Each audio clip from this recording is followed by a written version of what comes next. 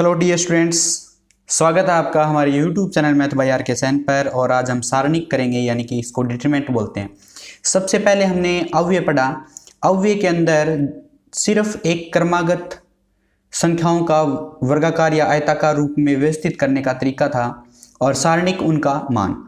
तो वर्गाकार अव्यय का ही सारणिक निकलता है दोस्तों। आप बिना वर्गाकार अव्यय का सारणिक नहीं निकाल सकते। इसे डेल्टा डी डिटरमिनेंट ए सारणिक ऑफ ए से प्रदर्शित किया जाता है। तो इन चिन्हों से इनको प्रदर्शित किया जाता है।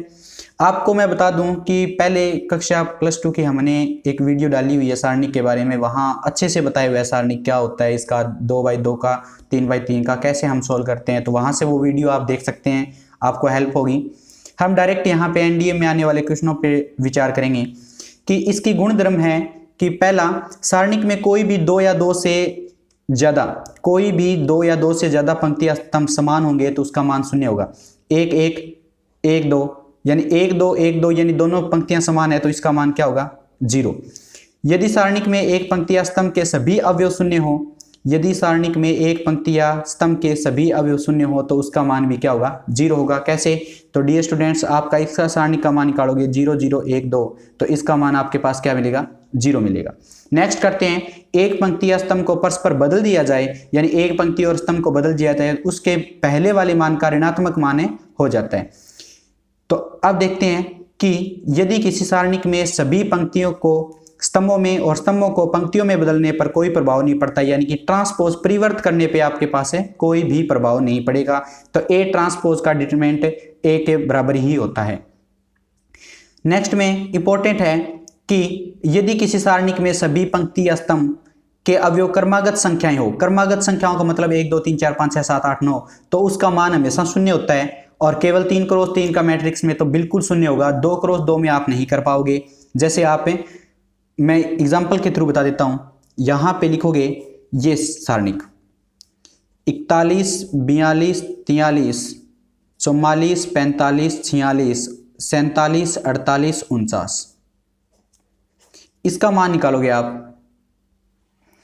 इसका मान निकालने के लिए फ्रेंड्स आप क्या करोगे, इसमें से ये घटा दो, इसमें से ये घटा दो, तो आपके पास जो बनेगा R2 पे ऑपरेट करोगे R2 माइनस में R1 एंड R3 पे ऑपरेट करोगे R3 माइनस में R1।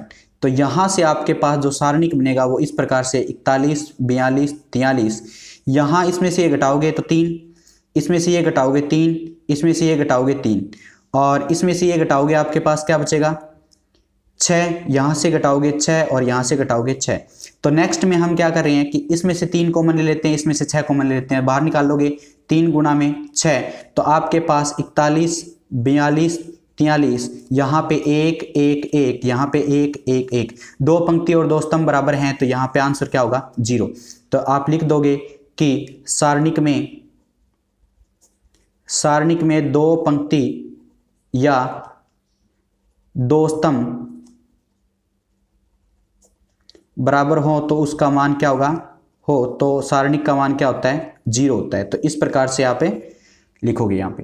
तो इस प्रकार आप देख रहे हो कि ये 0 बन जाता है। एग्जाम्पल सेकंड करते हैं कि 1 2 3 4 5 6 7 8 9, तो इसी में वही आप मेथड लगाओगे कि R2 पे ऑपरेट करोगे R2 माइनस में R1 एंड ऑपरेट करोगे R3 पे R3 माइनस में R1। तो आपके पास जो सारणिक बनेगा वो 1 2 3, यहाँ से 3 3 3 और यहाँ से 6 6 6, तो यहाँ से 3 6 बार निकालोगे तो 3 × 6 बार निकालने के बाद 1 2 3 1 1 1 1 1 1 और वही मान क्या होगा? 0। तो आपके पास इस प्रकार से 3 × 3 में आप बेहतरीन ट्रिक है ये कि क्रमागत संख्याएं हो तो उनका मान हमेशा 0 होता है। प्यारे दोस्तों, आप इस प्रकार से इनको सीधा सोल्व करोगे। तो डियर स्टूडेंट्स, नेक्स्ट ट्रिक है हमारे पास कि सारणिक की पंक्ति के अवयव चक्रीय क्रम के साथ साथ, यानी कि चक्रीय क्रम का मीनिंग होता है इस प्रकार से आपके पास है A यहाँ पे, उसके बाद B यहाँ पे, C यहाँ पे, तो चक्कर के रूप में हो तो यहाँ से आप क्या करोगे? x y z भी लिख सकते हो, x y z। तो इस प्रकार क्या हो, आपके पास चक्कर के रूप में हो, कैसी भी हो, और सारणिक की पंक्ति के अवयव चक्रीय रूप के साथ साथ ऋणात्मक चिन्ह से संबंधित हो तो उसका मान 0 होता है। कैसे? उदाहरण देखते हैं हम कि आपके पास a माइनस बी और b माइनस सी और c माइनस a, उसके नेक्स्ट है b minus C C minus A और ए माइनस ए बी, और नेक्स्ट है सी माइनस ए माइनस बी और बी माइनस ए तो बी माइनस सी। तो आपके पास ये क्या है, ए बी सी मिल रहा है, ए बी सी ए और सी ए बी, तो आपके पास एक चक्कर के रूप में। तो आगे ऋणात्मक चिन्ह से संबंधित है तो इसका मान हमेशा आप क्या सोल्व करोगे, 0। इसको सोल्व भी करके देख सकते हो, ये आपके पास क्या रहेगा, 0 ही रहेगा। नेक्स्ट करते हैं। नेक्स्ट है friends A minus B minus C और सी माइनस ए, और उसके बाद है x minus Y minus Z और z माइनस में x। यहाँ पे है p minus Q minus R और r माइनस p। तो आपके पास ये सब क्या चक्रीय रूप में है और ऋणात्मक चिन्ह से संबंधित है, इसका मान भी क्या होगा, 0। तो इस प्रकार से बेहतरीन ट्रिक है ये आपके पास कि पंक्ति के अवयव चक्रीय रूप के साथ साथ ऋणात्मक चिन्ह से संबंधित हो तो उसका मान हमेशा आपके पास क्या होगा, 0 होगा। नेक्स्ट ट्रिक करते हैं दोस्तों। अगर आपको ये ट्रिक्स अच्छी लग रही हैं तो हमारे चैनल को सब्सक्राइब कर लो, ताकि बेल आइकन प्रेस करो, ताकि हमारी जो नई वीडियोस का नोटिफिकेशन आपको सबसे पहले पहुंचे और एनडीए की प्रिपरेशन में आपको बेहद ही हेल्प मिले। नेक्स्ट करते हैं ट्रिक, शानदार trick, x factorial x plus में 1 फैक्टोरियल x प्लस में 2 फैक्टोरियल और x प्लस 1 फैक्टोरियल, ये आपके पास सेम होना चाहिए। तो यहाँ पे x प्लस में 2 फैक्टोरियल x प्लस में 3 फैक्टोरियल, यहाँ पे आपके पास x प्लस में 2 फैक्टोरियल x प्लस में 3 फैक्टोरियल x प्लस में 4 फैक्टोरियल। तो आपके पास क्रमागत फैक्टोरियल चल रहे हैं, तो यहाँ पे था जो, उसके बाद यहाँ से स्टार्ट हो गया नेक्स्ट, और इस प्रकार से आपके पास हो तो उसका रिजल्ट होगा 2 गुणा में और x फैक्टोरियल गुणा में x प्लस 1 फैक्टोरियल गुणा में x प्लस 2 फैक्टोरियल। तो पहली पंक्ति के या पहले स्तंभ के सभी अवयवों को दुगुना कर देते हैं और उनका गुणा आपस में करने के बाद जो आंसर आएगा वो आपका डायरेक्ट आंसर रहेगा। तो पर्सन देखते हैं दोस्तों, इस पे डिपेंड करने वाला कि 1 factorial 2 factorial 3 factorial 2 factorial 3 factorial 4 factorial और 3 फैक्टोरियल 4 फैक्टोरियल 5 फैक्टोरियल। तो जबरदस्त ट्रिक का यूज करोगे तो 2 गुणा में लगाओगे 1 फैक्टोरियल 2 फैक्टोरियल और गुणा में 3 फैक्टोरियल, डायरेक्ट आंसर निकालोगे तो आपके पास ये क्या होगा, 1 और ये 2 और ये 3 दूनी 6। तो आपके पास फैक्टोरियल सोल्व करने का मीनिंग होता है कि 3 फैक्टोरियल को 3 गुणा में 2 गुणा में 1 लिखते हैं। तो इस प्रकार से आप याद रखोगे और इसको मल्टीप्लाई करोगे तो 6 दूनी 12 दूनी 24, तो आपके पास डायरेक्ट आंसर निकल जाएगा 24। कैसी लगी ट्रिक्स और इसका मीनिंग क्या होता है 24 का, हम ये भी लिख सकते हैं 4 फैक्टोरियल। तो 4 फैक्टोरियल का मीनिंग 4 गुणा में 3 गुणा में 2 होता है और गुणा में 1, तो इसका मीनिंग भी आपके पास है 24। जो भी ऑप्शन हो आपके पास वो डायरेक्ट टिक लगाओगे। तो ज्यादातर ये ऑप्शन में दिया होता है 4 फैक्टोरियल। नेक्स्ट करते हैं। नेक्स्ट पर्सन है आपके पास जबरदस्त, यानी कि यही concept 10 factorial 11 factorial 12 factorial 11 factorial 12 factorial 13 factorial 12 factorial 13 factorial और 14 फैक्टोरियल। देखते ही आप क्या करोगे इसका सॉल्यूशन, 2 गुणा में 10 फैक्टोरियल 11 फैक्टोरियल और गुणा में 12 फैक्टोरियल। तो इसका आप सॉल्यूशन करोगे तो ये आपके पास रिजल्ट होगा 10 फैक्टोरियल 11 फैक्टोरियल 12 फैक्टोरियल का 2 गुना, यही आपके पास आंसर रहेगा। नेक्स्ट ट्रिक करते हैं दोस्तों।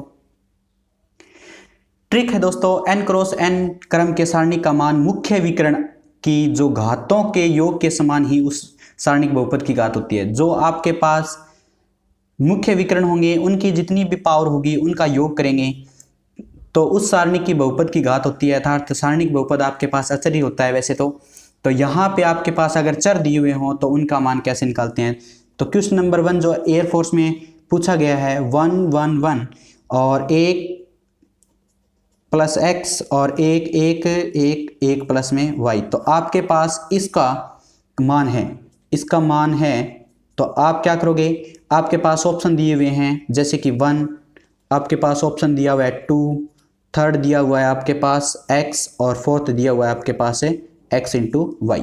तो इस प्रकार से आपको इसका मान पूछा जाए तो आप देखोगे कि इसका मान क्या होगा, ये आपके पास मुख्य विकर्ण अवयव है। तो मुख्य विकर्ण अवयवों की घात को जोड़ करोगे तो इसमें पावर देखो, यहाँ पे चर की घात कितनी है 1, इसमें तो 0 है, अचर की पावर होती है वो 0, तो प्लस में इसकी पावर कितनी है 1 है ना, अचर की पावर तो 0 होती है और यहाँ पे क्या हुआ 1 और इसमें भी क्या हुआ 1, तो 1 और 1 कितनी हुई घात है 2। तो मुख्य विकर्ण जो हम लिख देंगे यहाँ पे मुख्य विकर्ण अवयवों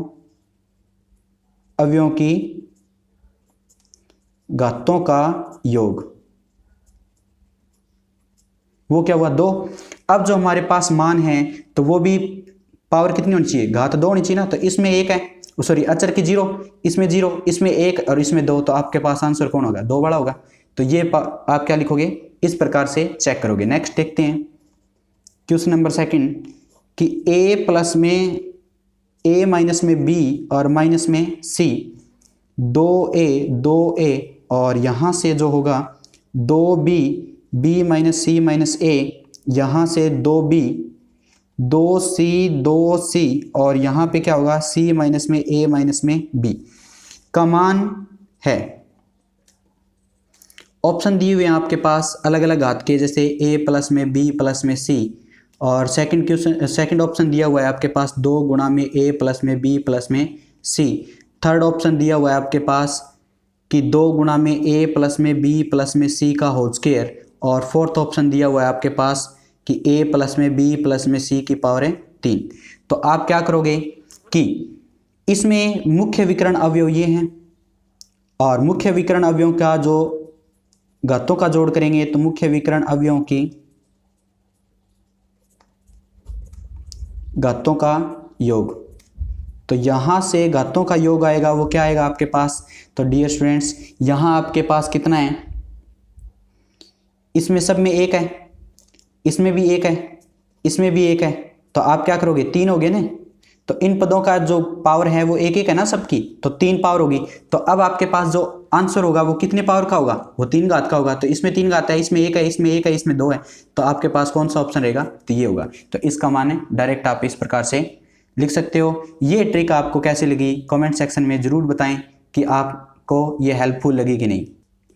तो फ्रेंड्स इस क्वेश्चन में देखो कि थर्ड क्वेश्चन है 1 प्लस में a 1 और 1 a प्लस में b 1 और 1 प्लस में c। तो आप इसका मान निकालोगे तो आप वही करोगे, मुख्य विकर्ण अवयवों का, मुख्य विकर्ण अवयव की घातों का योग, घातों का योग करोगे तो आपके पास कितना आया, इसमें 1 है, इसमें 1 है, इसमें 1 है, तो 1 प्लस में 1 यानी कितना हुआ 3। तो अब इसमें ऑप्शन देखोगे आप और इनमें 3 घात किसकी है, तो कोई नहीं तो नहीं है, इसमें 2 2 2, तो सब इनमें 2 ही है, इनमें 1 है और इनमें सबसे ज्यादा कितनी है 3। तो आपके पास आंसर कौन सा हुआ, पहला, जिसमें क्या है 3 घात है, वही आपके पास से आंसर बन जाएगा। नेक्स्ट करते हैं, आपको देखते ही आंसर पता लग जाएगा कि इस क्वेश्चन में आप क्या करोगे, वही मुख्य विकर्ण अवयवों की घातों का योग चेक करोगे यहां पे कि घातों का योग आपके पास क्या आया। तो डियर स्टूडेंट आप चेक करोगे कि इसमें 0 है, इसमें 1 है और इसमें 2 है, तो 0 प्लस 1 प्लस में 2, तो आपके पास 3। तो ये आप देखोगे ऑप्शन में 3 कहाँ पे आया, 1 गुणा में 2 गुणा में 3, तो ये आपके पास ये 3 है, यहाँ तो 3 है ही नहीं। तो आप डायरेक्ट क्या कर दोगे, जिस अचर की पावर कितनी होगी तो वो आपके चर की पावर जितनी होगी वो आपके पास क्या होगी, घात मिल जाएगी। तो 1 2 3 फैक्टर हैं, तो तीनों की एक एक घात मिलेगी, तो आपके पास कितनी घात हो जाएगी 3।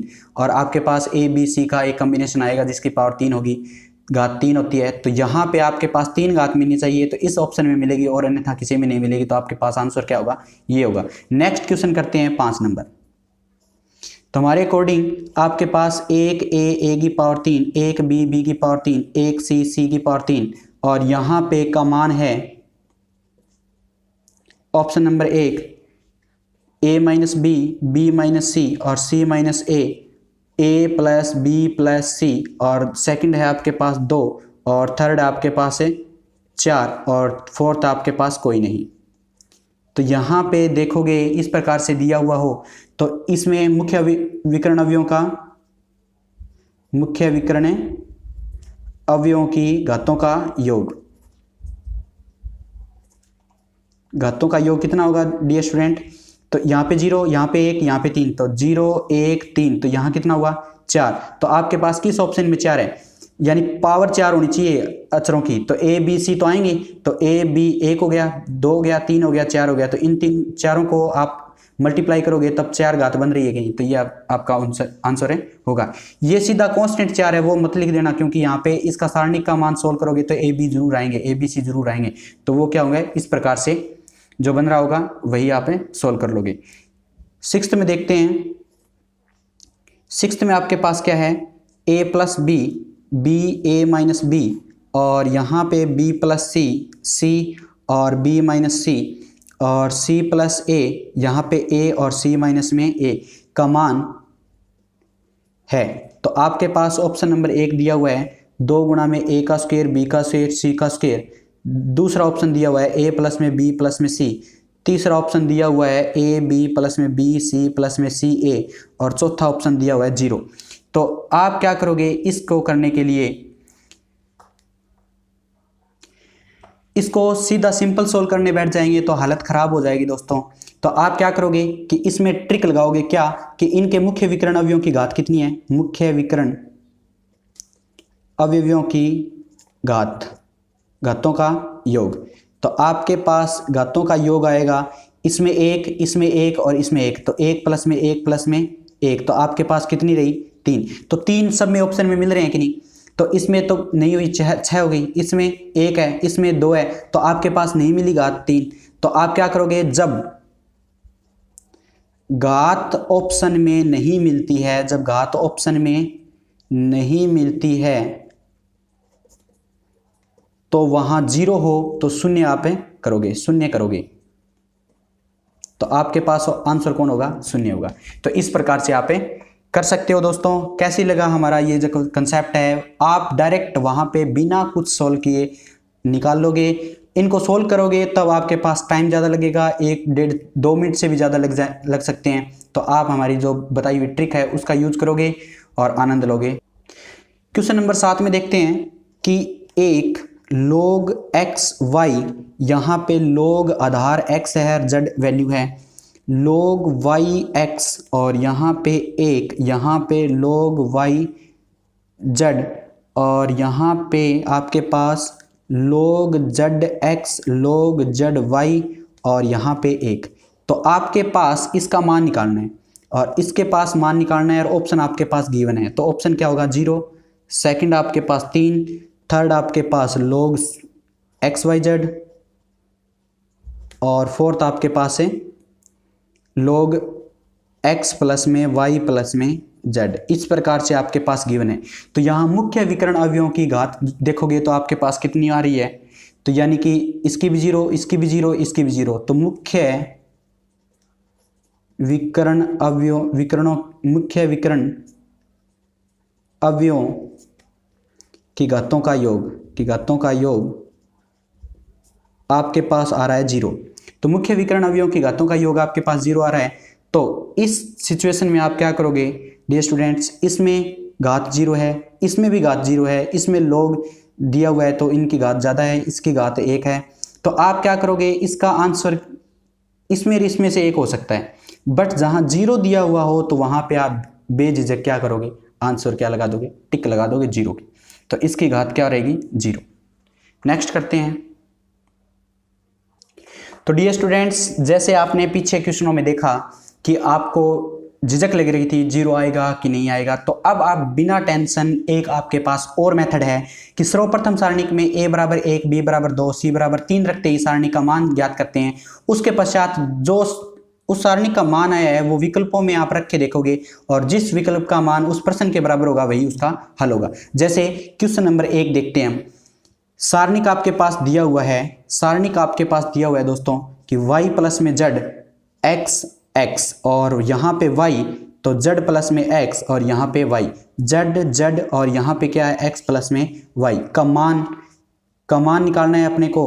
और वो ऑप्शन क्या दिए हुए हैं, ऑप्शन ए दिया हुआ है x y z, बी दिया हुआ है आपके पास x की स्क्वायर, y का स्क्वायर, z का स्क्वायर, सी दिया हुआ है आपके पास 4 गुणा में x y z, और डी दिया हुआ है आपके पास है 4 गुणा में x की स्क्वायर, y की स्क्वायर, z का स्क्वायर।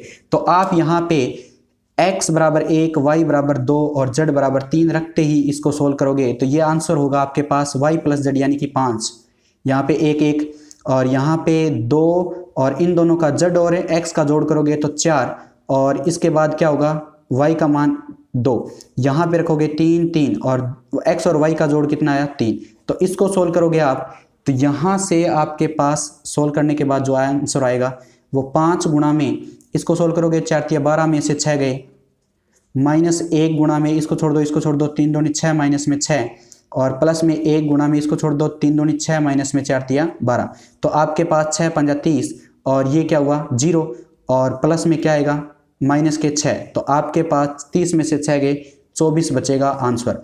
तो 24 किस में से आ रहा है, तो यानी कि एक्स वाई जेड की वैल्यू रखेंगे 1 2 3, तो 3 दूनी 6 ये नहीं होगा, कट गया आंसर। तो यहाँ 1 का स्क्वायर वाई का स्क्वायर जेड का स्क्वायर करेंगे तो 1 का स्क्वायर 2 का स्क्वायर 3 का स्क्वायर, 2 दूनी 4 और 3 तिया 9, तो 9 चौके 36, तो आपके पास ये भी ऑप्शन नहीं होगा। और उसके बाद देखते हैं दोस्तों कि 4 गुणा में एक्स वाई जेड यानी कि 1 2 3, तो 3 दूनी 6 चौके 24, तो ये आपके पास आंसर मिल रहा है, ये नेक्स्ट नहीं होगा। तो इस प्रकार से आप इनको चेक करोगे तो आप लिखोगे यहाँ पे 4x y z बराबर क्या होगा 4 गुणा में 1 गुणा में 2 गुणा में 3 बराबर है 24, तो ये ऑप्शन बराबर आ रहे हैं, तो आंसर है 4x y z मिल जाएगा। सेकंड क्वेश्चन, तो b प्लस सी यानी b प्लस सी का बी सी आ जाएगा, c प्लस ए का ए सी आ जाएगा, a प्लस बी का ए बी आ जाए। तो यहाँ पे 1 2 3 रखोगे तो आपके पास ये मैट्रिक्स बनेगा, सारणिक बनेगा।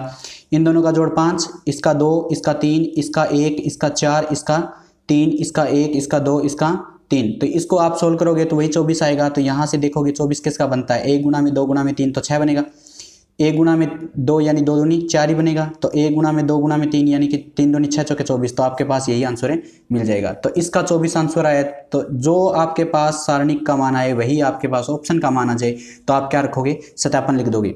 तो क्वेश्चन नंबर 3 है जो इंपॉर्टेंट है, आपके पास आया हुआ क्वेश्चन है, यदि माइनस ए का स्क्वायर ए बी ए सी और यहाँ पे ए बी माइनस बी का स्क्वायर और बी सी, अब उसके बाद है ए सी बी सी और माइनस सी का स्क्वायर बराबर जो मान लिखा हुआ है वो के गुणा में ए का स्क्वायर बी का स्क्वायर सी का स्क्वायर, तो यहाँ के का मान पूछा है आपसे, तो के का मान पूछा है, तो यानी कि के बराबर ये आपके पास क्या होगा, तो ए ऑप्शन में 2, बी ऑप्शन में 4 और सी ऑप्शन में 8 और डी ऑप्शन में आपके पास है -4। तो यहाँ से डियर स्टूडेंट ए बराबर 1, बी बराबर 2 और सी बराबर 3 लिखोगे। तो नेक्स्ट हम करेंगे कि 1 रखने पर ये -1 और यहाँ पे 1 गुणा में 2 यानी 2, यहाँ 1 गुणा में 3 तो 3, यहाँ पे कितना हुआ 2, यहाँ पे -4 और यहाँ पे 2 गुणा में 3 6 और नेक्स्ट होगा 3 और उसके बाद 6 और यहाँ पे 3 रखेंगे तो -9। तो इसको सोल्व करने पे जो आंसर आएगा वो हमारा क्या होगा 144 आएगा, आप सोल्व करके देख सकते हैं।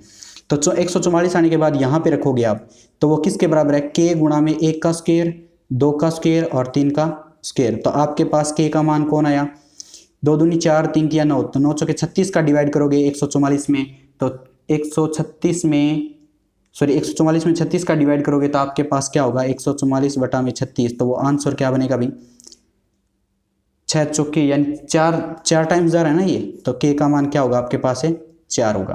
तो इस प्रकार बी ऑप्शन आपके पास है टिक लग जाएगा। तो कैसी लगी हमारी ट्रिक्स दोस्तों, आप बताओगे हमें कमेंट सेक्शन में कमेंट करके, और अगली बेहतरीन ट्रिक्स जो सारणिक में काम आएगी हमारे, उसके लिए हमारे चैनल को सब्सक्राइब कर लें, अगली वीडियो के लिए नोटिफिकेशन के लिए बेल आइकन को दबाएं। धन्यवाद, जय हिंद, जय भारत।